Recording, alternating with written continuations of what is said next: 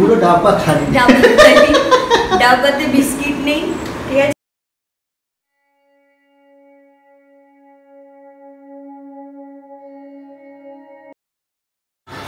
Good morning everyone, কেমন আছো তোমরা সবাই? আজকে শনিবার, তো এই সকালবেলা উঠে একটু চা বসিয়েছি, একটু চা খাবো।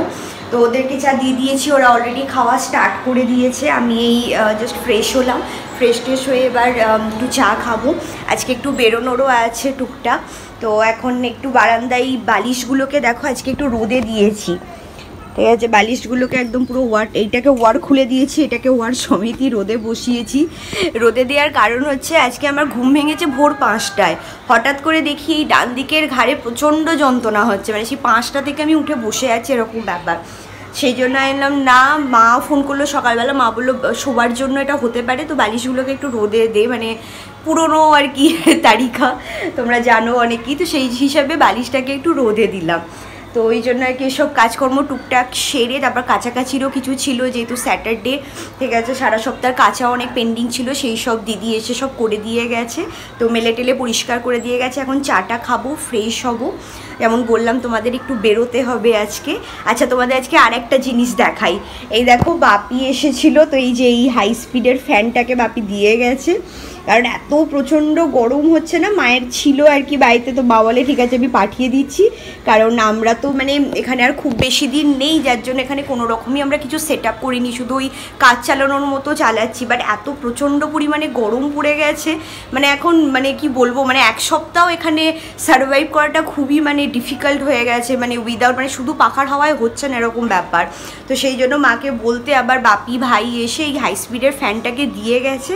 তো যাই হোক, ওই আর কি ওরই মধ্যে একটু মাথার কাছে নিয়ে শুলে একটু গরমটা একটু ঘামটা কম হচ্ছে, বাস এইটাই আর কি, আর কিছু সুবিধা হচ্ছে না। গুড মর্নিং সিজাস লাইফ ফ্যামিলি, আশা করছি তোমরা সকলে খুব ভালো আছো, আমরাও খুব ভালো আছি। সকাল সকাল ঘুম থেকে উঠলাম, উঠে জাস্ট সিজা চা করে দিল, চা খেলাম। তো আমরা আজকে কী দিয়ে চা খাচ্ছি, মানে এই সপ্তাহে যে কত ব্যস্ত ছিলাম সেটা এক ঝলক তোমাদের দেখাচ্ছি, সিজা বলবে নিশ্চয়ই, দেখো একবার। চা নিয়ে বসলাম, চা খেতে গিয়ে দেখি এই অবস্থা, পুরো ডাব্বা খালি, ডাব্বাতে বিস্কিট নেই, ঠিক আছে। আমি বলেছি একবার কাজের মধ্যে বলেছি, হয়তো সেভাবে বলিনি, ওরও খেয়াল নিয়ে ভুলে গেছে। তো সেই জন্য একদম খুব পুরনো একটা পদ্ধতি, শুকনো মুড়ি আর চা। খুব খেতাম জানো তো চা। আজকে আমাদের গরিবের চা, মানে ব্রেকফাস্ট নয়, মানে সকালবেলা গরিবের খাওয়ান আর কি। যাই হোক, শনিবার আজকে এমনি নিরামিষ হবে। তারপর যেমনটা তোমাদের বলছিলাম যে আজকে আমার বেরোনোরও আছে, আজকে আমার ইউএসজি আছে, তো সেইটাই আর কি, তার জন্য বেরোবো। একটু টেনশনও হয়, যতবারই এটা নিয়ে প্রায় 3বার হবে বলো ইউএসজি হচ্ছে, যতবারই ইউএসজি হয় ততবারই আমার মনের মধ্যে একটা টেনশন কাজ করে, কি বলবে ডাক্তার। তো জানি না কি হয়, যাই হোক তোমরা আশীর্বাদ করো যেন সব কিছু ভালো থাকে।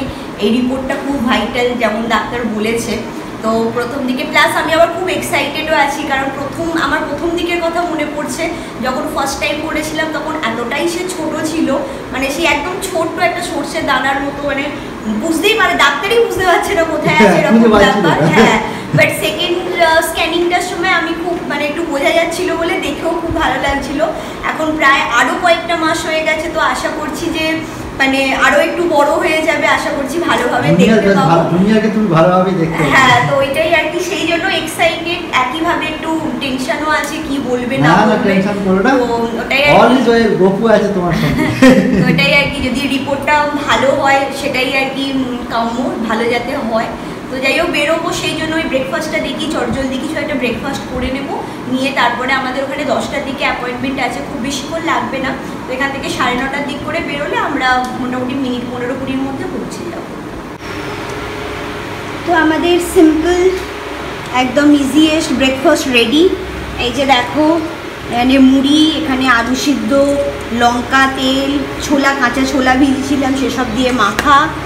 আচ্ছা, এখানে কাঁঠালি কলা আছে, আর এখানে কিছু শসা, যদি কারো লঙ্কা লাগে কাঁচা লঙ্কা, আর এই যে তরমুজ এনেছে, তো এই তরমুজ নেওয়া হয়েছে। তো চলো এখন জলদি ব্রেকফাস্টটা করে নিই। খাওয়া দাওয়া করে নিলাম, জাস্ট রেডি হয়ে নিলাম, তো চলো অল সেট। আরও একবার খুব এক্সাইটেড জুনিয়রকে দেখবো, একটু বড় নিশ্চয়ই হয়েছে। তো যাই হোক দেখি, জানি না ওখানে কি রেস্ট্রিকশন থাকবে। আজকে খুব ইচ্ছা আছে যে একটু কয়েক সেকেন্ডের জন্য একটু ভিডিও করব, তো জিজ্ঞাসা করব যদি অ্যালাউ করে তো একটুখানি মানে ওকে ওর মুভমেন্টটা একটুখানি জাস্ট ক্যাপচার করার চেষ্টা করব অবশ্যই। চলো এবার বেরিয়ে পড়ি, অলরেডি ঘড়িতেও টাইম হয়ে গেছে।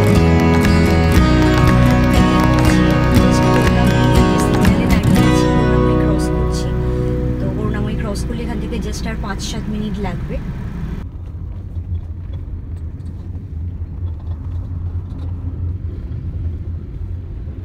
এটা হচ্ছে সেন্ট্রাল পার্ক।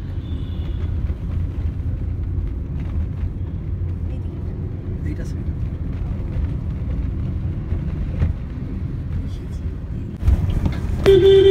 এসে গেছি, আমরা পৌঁছেই গেছি। এদিকে লাইন দিয়ে কিছু স্ন্যাক্স চায়েরও দোকান আছে, বা সেটাই আমাদের ডেস্টিনেশন। তো আমরা এসে গেলাম, এবার ভিতরের দিকে যাব। পৌঁছে গেছি, এখন জাস্ট লিফটে করে আমরা উঠছি ওপরের দিকে। খুব একটা টাইম লাগবে না, কারণ এখানে একদম মানে এরা খুব পাঞ্চুয়াল টাইমের ব্যাপারে। তো যাই হোক এখন জাস্ট রিসেপশনে বসে আছি, ওয়েট করছি কখন আমার নাম আসবে, জুনিয়রকে একটু দেখতে পাবো। তো বলতে বলতে ডাকও এসে গেছে। এই দেখো তোমাদের সাথে শেয়ার করছি আমার জুনিয়রের মুভমেন্ট, কারণ আমিও এরকম মানে ফার্স্ট টাইম ওকে কম্পিউটার স্ক্রিনে দেখছি।